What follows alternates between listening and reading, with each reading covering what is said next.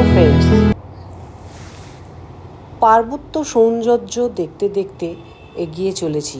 হিমালয় পাহাড়ের সৌন্দর্য, স্পিতি ভ্যালির সৌন্দর্য তোমাদের সাথে একটু শেয়ার না করলে রাস্তাগুলো আমার ঠিক মন ভালো লাগছিল না, তাই ব্লগে একটু রাস্তাটাও শেয়ার করে দিলাম।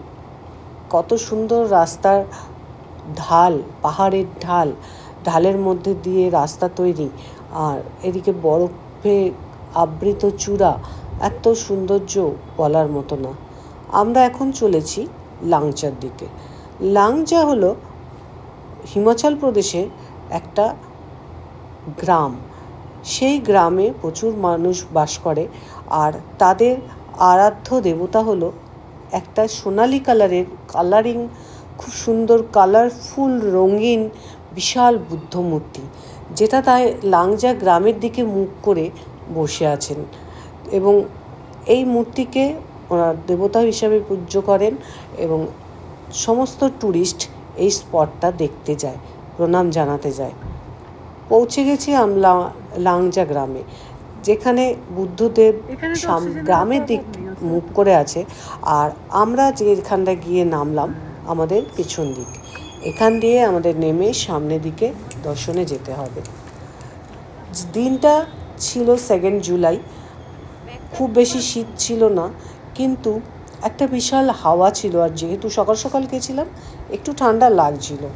আমরা হেঁটে ওই মূর্তি পর্যন্ত গেলাম, গিয়ে ওখান থেকে দাঁড়িয়ে গ্রামটা একটু দেখলাম, নিচের দিকে ঢালে ঢালে গ্রাম, আর কিছু ছবি তুলে আবার ফেরত চললাম সেকেন্ড স্পট কোমিক গ্যানপা, একটা মিউজিয়ামে। রাস্তার এত অপরূপ সৌন্দর্য না দেখলে বলাই যায় না, বিশ্বাসই করা যায় না যে এত সুন্দর প্রকৃতি হয়। আর সেখান থেকে যেতে যেতে আমরা লাংচা গ্রামটা নিচের দিকে দেখতে পেলাম। গ্রামের পাহাড়ের ঢালে ঢালে বাড়ি, এবং সাদা রঙের বাড়িগুলো দূর থেকে দেখতে পাওয়া যাচ্ছে, আর ছাদেগুলো কোথাও খয়েরি কোথাও নীল খয়েরি কালারের, এইগুলো দেখতে পাওয়া যাচ্ছে। দেখতেই পাচ্ছ তোমরা কি সুন্দর পাহাড়ের ঢালের মধ্যে নিচের দিকে বাড়িগুলো, আর ঠিক বুদ্ধদেব ওইখানে তাকিয়ে বসে আছেন। এইভাবে যেতে যেতে আমরা সুন্দর রাস্তা দেখতে দেখতে উপভোগ করতে করতে পৌঁছে গেলাম কোমিক গ্যানপাতে। এটা একটা মিউজিয়াম। আমরা প্রথমে দেখে ভাবছিলাম এটা মনেস্ট্রি হবে, তো তারপরে জানতে পারলাম না, এটা মনেস্ট্রি নয়, এটা মিউজিয়াম। অনেকটা গাড়ি ড্রাইভ করে গাড়ি চড়ে এসেছি, তাই জন্য একটু রেস্ট নিয়ে এদিক ওদিক ঘোরাঘুরি করে ভাবলাম না আরেকটু উঠতে হবে উপর দিকে পায়ে হেঁটে, ওই জন্য একটু আলিস্যি লাগছিল। তাহলে না এসছি যখন দেখেই যাই, তাই চললাম বুদ্ধর জায়গাটাও তো একটা গ্রামই ছিল, এটা দেখতে, মিউজিয়ামটা দেখতে। বিশাল লোকের কাছে জানতে পারলাম এটা মনেস্ট্রি নয়, এটা মিউজিয়াম। মিউজিয়ামের এই প্রথম গেটটাতে 50 টাকার টিকিট। আমাদের একটু আলিস্যি লাগলো, আমার থাকে সব জায়গায় কি টাকাটা দিয়ে খালি যেখানে যাও টাকা দিয়ে টিকিট কাটো, যেখানে দেখবো না। তার পাশেই দেখলাম আরেকটা রয়েছে, তো ভাবলাম এসছি যখন একটু দেখেই যাই, তাই জন্য ভেতরে ঢুকেছিলাম, এবং বেশ ভালোই ছিল। সুন্দর কাঠের সিঁড়ি দিয়ে উপরে উঠে গেলাম, গিয়ে দেখলাম, দেখে তারপরে বেরিয়ে আসলাম। আমাদের দেখা দেখি সকলেই গেল আমাদের দলের, যে একটু দেখেই আসি তাহলে কি আছে ভেতরে। প্রথমে ভাবছিলাম বাইরে থেকে দেখে চলে যাব, তারপরে সবাই ঢুকে পড়লাম, ঢুকে দেখে আসলাম।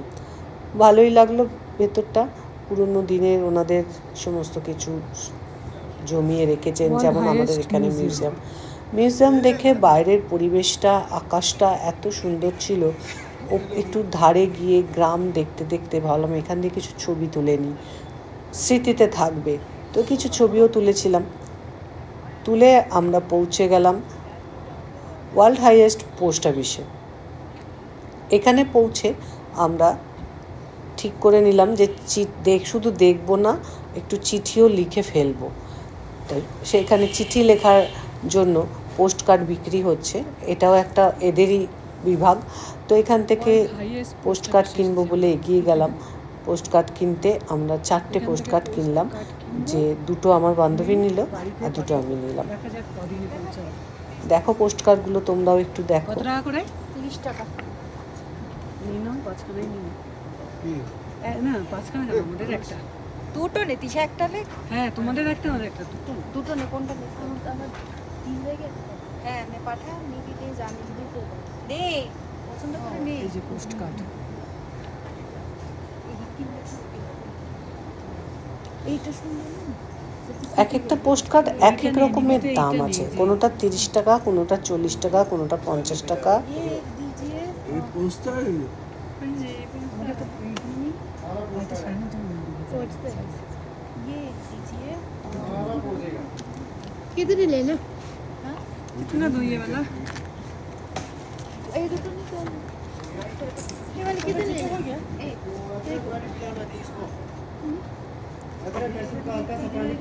ये दीजिए ना 30 और ये ये इसमें से एक दीजिए। ये 40 का है 40 का है ये 30 का है ये 40 का है ये वाला পোস্ট কার্ড কিনে ये वाला 40 का क्यों ये লেখালেখি করে क्या स्पेशल है? তারপর সেটা পোস্ট করে আমরা চলে যাব আমাদের নেক্সট ये যেখানে যাওয়ার, চিচম ব্রিজ।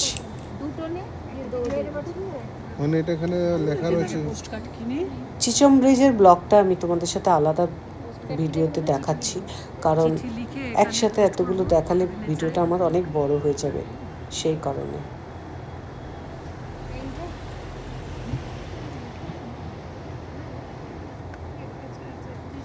এরা তো পোস্ট কার্ডে চিঠি লেখেনি কোনোদিনও, বুঝে উঠতে পারছিল না কি করবে, তাই আমি একটু ওকে গাইড করে দিলাম। অ্যাড্রেসটা কোথায় দেব? এই তো এইখানে অ্যাড্রেস আর এখানে লিখবো। হ্যাঁ আচ্ছা কোথাকার অ্যাড্রেস এখানে টু লিখবি, লিখে নাম লিখবি আর নিচে ফ্রম লিখবি।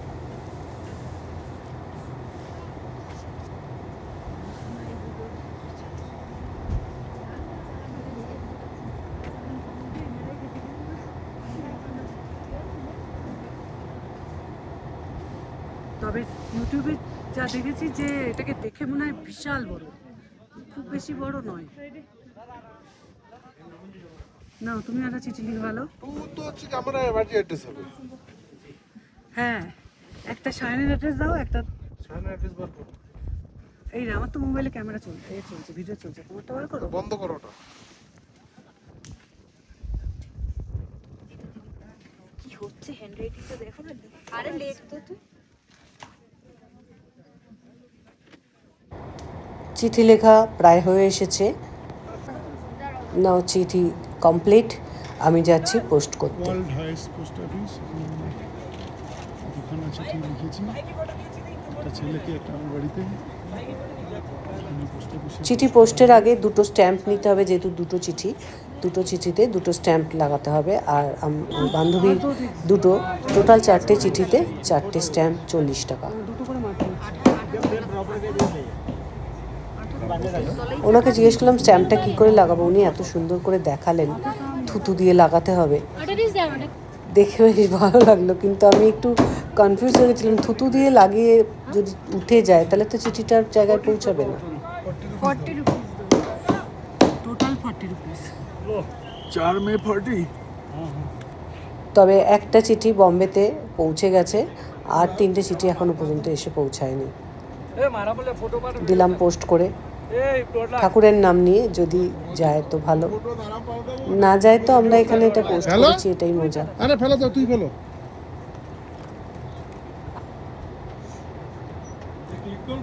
ও চিঠিটা ও পোস্ট করে নিল দিদিভাই আর নিজেদের বাড়িতে। তারপর আমরা এখান থেকে একটু ছবি টবি তুলবো, ভিডিও করব, আর একটু করে চলে যাব। যাও এখানের কাজ কমপ্লিট, দেখো চারধারটা কি সুন্দর লাগছে দেখতে। আমার ভিডিওটা এখানেই শেষ করছি, পরের ভিডিওতে চিচম ব্রিজ আর কি মনেস্ট্রি। টাটা বাই বাই, সবাই ভালো থেকো, সুস্থ থেকো, সাবধানে।